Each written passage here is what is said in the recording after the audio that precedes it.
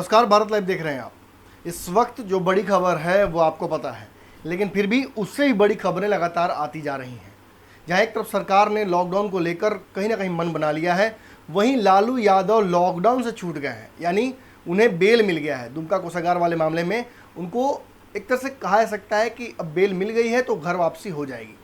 लेकिन चाहे जितने भी अड़ंगे लगे हों अब तक लालू प्रसाद यादव के रोकने में, उन्हें जेल में रहने में, लेकिन अब वो बाहर आ रहे हैं और ये बिहार के लगभग सारे सियासी गलियारों में बात पहुंच गई है। उनके दोस्त और दुश्मन दोनों उनकी आगमन का स्वागत कर रहे हैं। केवल नीतीश कुमार की बात की जाए तो उन्होंने कोई स्पष्ट बात नहीं कही, लेकिन इशारा जो उन्होंने किया वो समझ में आ गया। मांझी जी की बात की जाए तो मांझी जी ने स्वागत कर दिया है। वहीं अगर हम बात करें उनके पुराने सहयोगी में से एक पप्पू यादव की, तो उन्होंने भी इस बात को लेकर काफ़ी खुशी जाहिर की है और कहीं ना कहीं उनके स्वास्थ्य को लेकर चिंता जताई। लेकिन अब लगातार हम ये बात आपको बताना कोशिश कर रहे हैं कि जो उनके पुराने सहयोगियों में से सबसे इम्पोर्टेंट सहयोगी थे सुशील मोदी, जो कि खूब उनका नाम लिया करते हैं आज भी लालू यादव का नाम भले ही उनके परिवार के लोग ले ना ले, लेकिन रोज ही कोई ना कोई ट्वीट में या किसी किसी बयान के माध्यम से सुशील मोदी उनका नाम जरूर ले लेते हैं। थोड़ी देर पहले हमने आपको खबर दिखाई थी कि सुशील मोदी का एक फर्जी ट्वीट जो है वो वायरल हो रहा था कि वो कोर्ट जाएंगे, लालू यादव अगर बाहर आते हैं तो वो सरकार गिराने की कोशिश कहीं ना कहीं करेंगे और अगर ऐसा कुछ करेंगे तो हम हाई कोर्ट तक जाएंगे। लेकिन ये ट्वीट फर्जी था, मैंने बताया था पिछली ट्वीट में आपको। लेकिन आपको ये भी मैंने कहा था कि बहुत जल्दी इस पर कोई ना कोई ट्वीट जरूर सुशील मोदी करेंगे। तो सुशील मोदी ने जो ट्वीट्स हैं वो कर दिए हैं और जो ट्वीट उन्होंने किया है उन ट्वीट्स को मैं लाइन से आपको पढ़कर सुनाने वाला हूँ। इससे आपको समझ में आएगा कि सुशील मोदी आखिर क्या सोच रहे हैं और जो बातें कही जा रही थी उसमें कितना अंतर है। देखिए, सुशील मोदी ने 3 ट्वीट्स किए हैं। 3 ट्वीट्स की श्रृंखला के माध्यम से उन्होंने एक तरह से लालू यादव पर हमला भी किया है, राजद कार्यकर्ताओं को चेतावनी भी दे दी है, तेजस्वी यादव को भी चेता दिया है और साथ साथ बिहार के लोगों को भी समझा दिया है कि क्या लालू यादव के आने का मतलब होगा। सुशील मोदी अपने ट्वीट में कहते हैं कि राजद जमानत मिलने को कानूनी राहत को ऐसे पेश कर रहा है जैसे हाईकोर्ट लालू प्रसाद को 1000 करोड़ के चारा घोटाले के अपराध में दोषमुक्त कर दिया हो।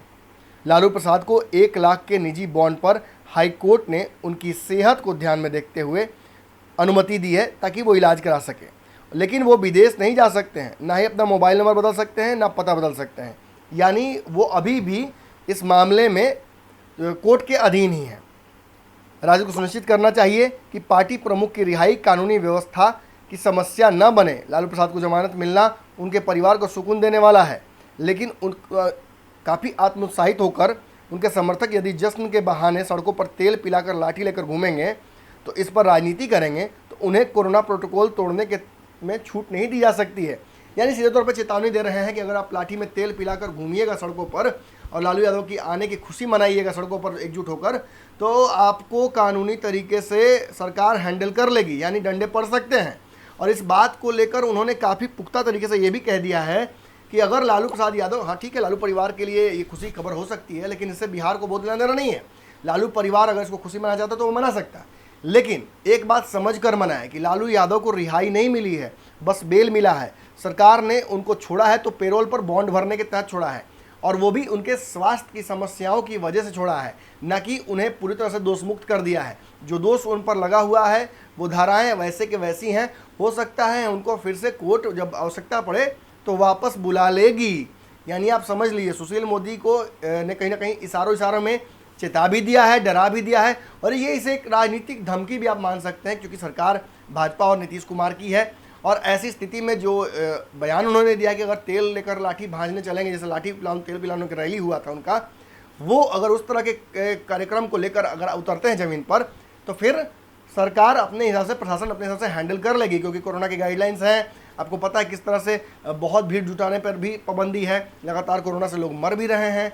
और इसी का कहीं ना कहीं कड़ी का कहा जा सकता है मिलता जुलता पप्पू यादव ने भी इशारा किया था। उन्होंने कहा था कि अगर 1970 समझकर राजद के कार्यकर्ता फिर से अगर ऐसा कुछ करते हैं जिससे उदंडता सामने आती है तो ये लालू यादव के लिए और कष्टकारी होगा। लालू के समर्थक अगर आप हैं तो ऐसे समय में अपनी खुशी अपने तक ही सीमित रखिए, सड़कों पर उतरने की आवश्यकता नहीं है, खास तौर पे कोई भी उदंडता नहीं होनी चाहिए।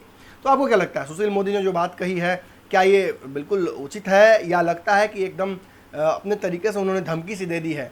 जो भी लगता हो कमेंट बॉक्स खुला है, आप अपनी राय दे सकते हैं। हम लगातार आपके कमेंट्स का रिप्लाई भी दे रहे हैं। अगर आपको कोई समस्या हो रही हो या लॉकडाउन के दौरान कोई अगर कष्ट हो रहा हो तो उसके लिए भी हमारा कमेंट सेक्शन खुला है, आप लगातार उस पर आकर अपनी बात रख सकते हैं। धन्यवाद। अगर ये वीडियो पसंद आई और वह बिहार के राजनीति और बिहारियत से सरोकार रखेनी तो सब्सक्राइब बटन दबा के चैनल के सब्सक्राइब कर ली। ओजे एगो घंटी बा, ओकरा बटन दबा देला से कुल सटीक और मारक खबर रुआ मुफ्त में मिल जाई। अगर रुआ पत्रकारिता के हमनी के नया प्रयोग में सहयोग कर चाहतानी तो ज्वाइन बटन दबा दी।